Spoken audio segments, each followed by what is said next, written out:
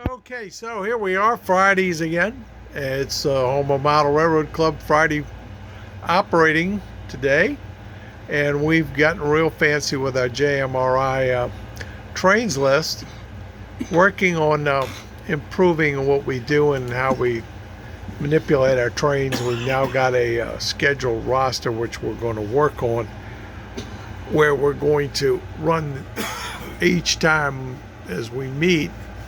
We'll start working the trains, and we'll run down the trains, run as many as we can, or as many as wanted, and then we'll start over again. You notice the locals repeat. In between, the trains that run are different. So by rerunning the locals, then we move the cars at the sites. Today's a good day. We got 8 people today, so almost full crew here. 4 more and we could have run the whole railroad at once, but that's where we are. Got some manifests created here. This one, next one up, is the train 81 grain ethanol train. Goes from Junction Industrial Yard, and it'll make a run, and it'll come back, and it'll end up in the same place. It's a turn. You said this was at...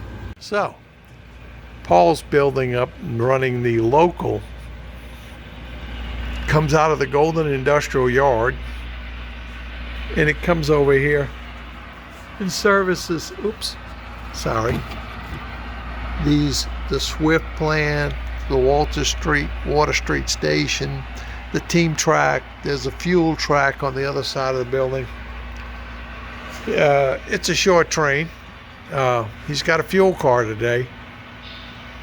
You better learn how to dead push, Paul. Huh? That's a dead push spot. It goes alongside the building over there. All right. And your engine needs to be on the other end of the car. Okay, just tell you that. You need to run around your engine up here in the crossovers. It goes on that track alongside the engine facility. Okay. All right. Just give you a little tip there. All right. And Edel's doing the local still at Apex. You just ran over switch. Okay. So, and he's got his little pad here to throw switches. We gathered up all the old used iPads and Android tablets and cooked them into the system, so instead of having to use a controller, he can just touch the pad and it'll throw the switch. Because he's got some switches out here, he's got to go cross over to get back here. All right? So Jeff's up here running the Toland West Summit local. And we got some horsepower now. We were having problems here. The little AC 1500 switcher wouldn't make it up the hill with all the cars. So we got went to the rebuild company and got one of the old UP engines that wasn't in service anymore. So we got us an SD40-2. So no problem getting the cars up the hill now.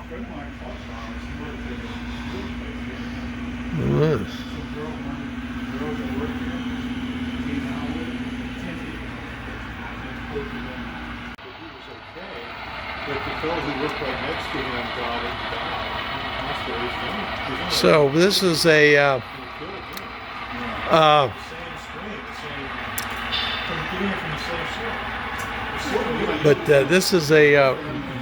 this is Manifest Freight 101.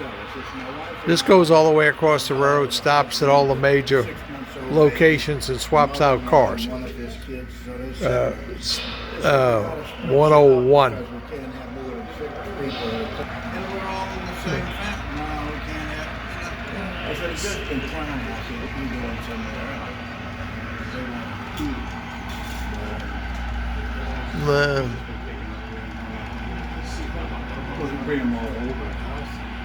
And well, they've always had them at Applebee's. Applebee's has always had them. You know, you just check out right at the table. But that was nothing new. But First time I've seen it at Olive Garden. Blood type has something to do with catching this. Because old blood type has. So what you see here, this is the local. These are cars he's got a spot. And what he did, the little pieces of that would be an I-beam, scale I-beam piece, plastic strap. We cut them up a little piece. He had to pull those out of this yard, and those are all cars he's going to spot. So he marked all the cars, and then he went and got them. When he gets finished doing whatever he's doing down here, and I don't quite know, he's picking up cars or whatever, then he'll spot these cars and pick up the little pieces and put them back in the cup. So now I've been to a lot of railroads, and they'll use different colors. They'll have little for different purposes, but it makes it easy for somebody other than the owner to get the cars, because any visitor doesn't know your cars. So best to give them some way to help them, a crutch to identify them. Tim's over here running the local at Rock Ridge, and the manifest freight has just arrived, and it's his next place of work. He's sitting down there over in the corner here in front of Apex Latex Company, and he's waiting until they can get into Rock Ridge, because he's got some pickups and setouts with the yard tracks, which there's 3 of them in Rock Ridge. So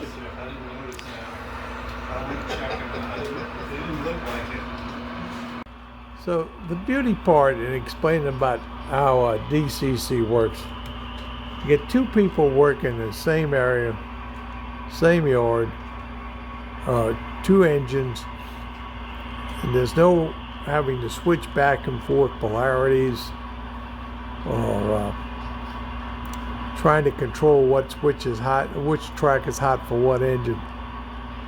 It really, one of the great things that came along.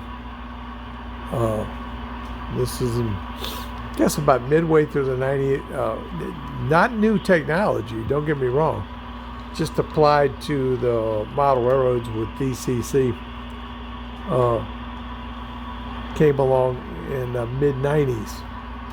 It's when it first got here, right after the 90s, right in the beginning of the 90s, but took off in the late 90s, and today, believe me, it's probably 85% of the hobby. So it does make it easy for everybody to work. So Dave's trying to figure out what cars got where. Maybe needs some new glasses. Okay.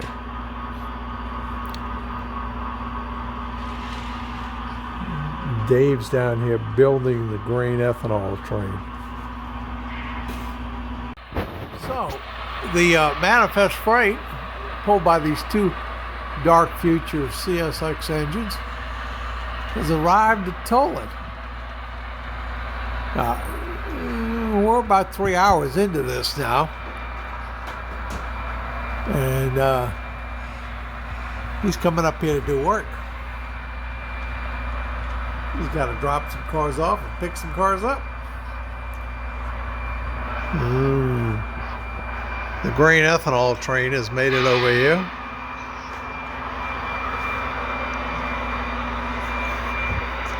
CN. Damn, we got all kind of 40-2s out here today.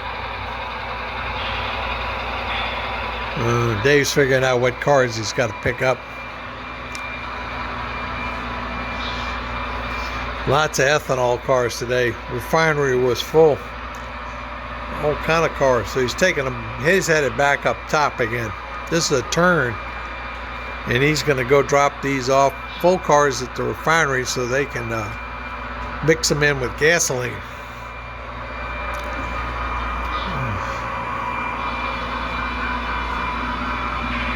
Oh. And here's the No Name City turn with his bell paint scheme on his 40-2. Another Intermountain engine. Oh, and Alamo rails. Oh, that was a special car from the LSR convention. 2010. Yes. Nice club there, by the way. San Jacinto Model Railroad Club. It's very, very well done. Go by and visit if you're in San Antonio. Oh. This is the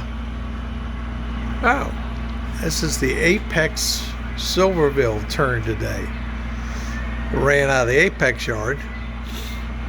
He's headed back, and he's working Apex Industrial over here.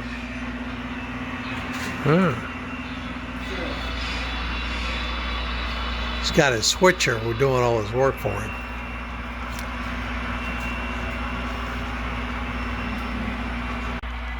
Okay, so we're going to finish the moves here. I don't know what he's up to, but he's moving cars. It's a turn, runs out of the Golden. This one runs out of the yard up here to No Name City. And it works the... This is bring these cars over to the other train and pick up my other cars and come back. It's got a couple stops along the way that he makes. I think this is the last one, huh? I don't know. You got the sheet. You got the manifest. right in front. Okay. Well, I'm not running the train. I'll let you worry about that. Got a depot track.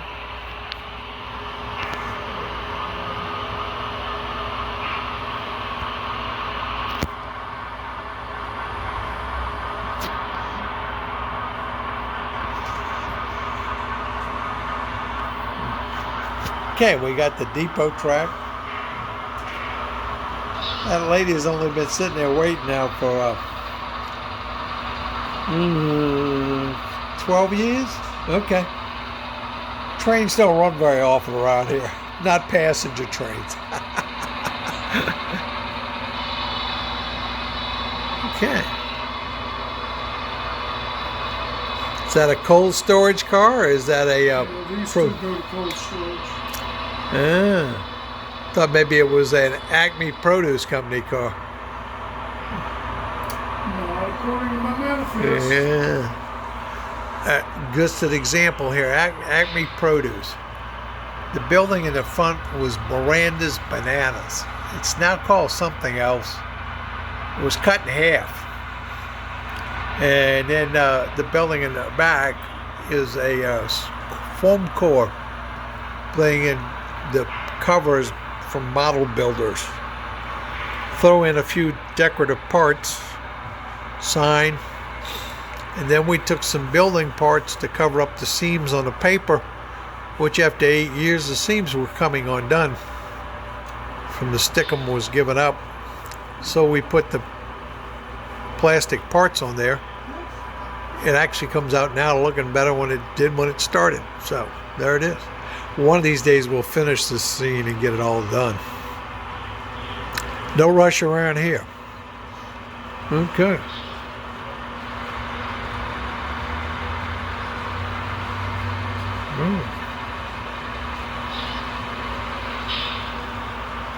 Oh. And here comes the Rawlins branch turn. A little horsepower on here today, huh? No? Okay. I ain't got enough horses.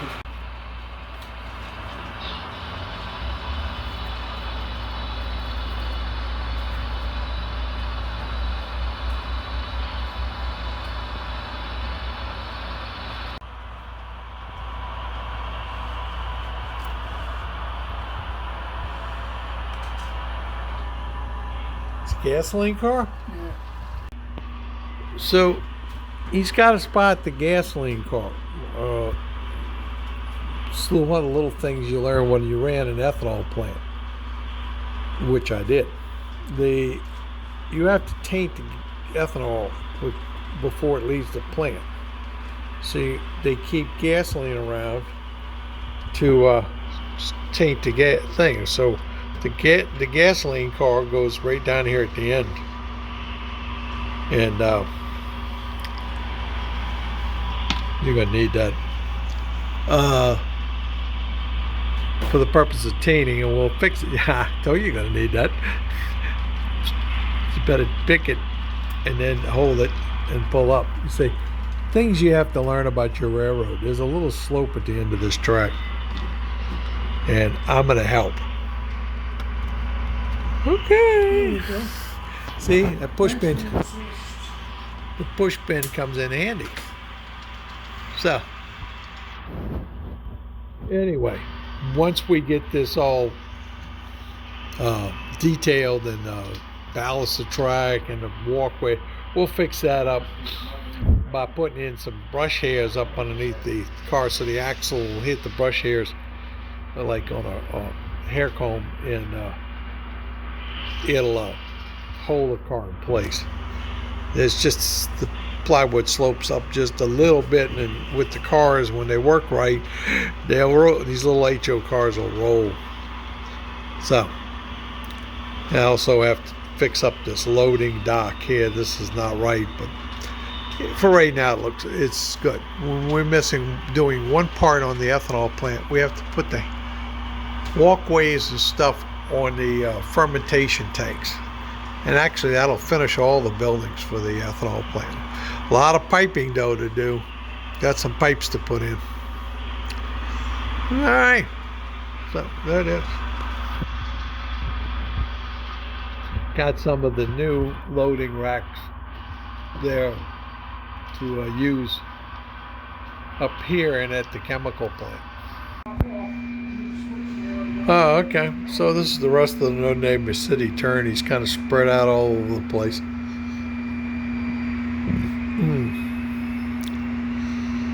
Interesting. Short distance in the world of model trains, long way in the real world. Oh well, what can I say? Lake Silverville back there. The idea for this scene is in Mike Dittmer's book, Callenbach book on painting scenery. Okay? Like to tell you it's an original idea, but nope. Pretty much what was in his book tells you how to make up the colors, the whole bit. Because believe me, I'd never painted anything in my life before 1999. So it's not difficult to do this, people. Watch some Bob Ross videos.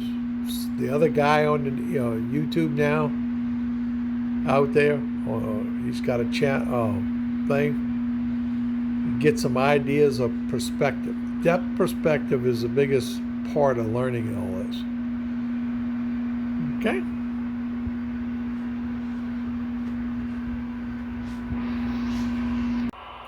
So the Apex Silverville turn running today with its SD9s. Those are two old Broadway Limited blue box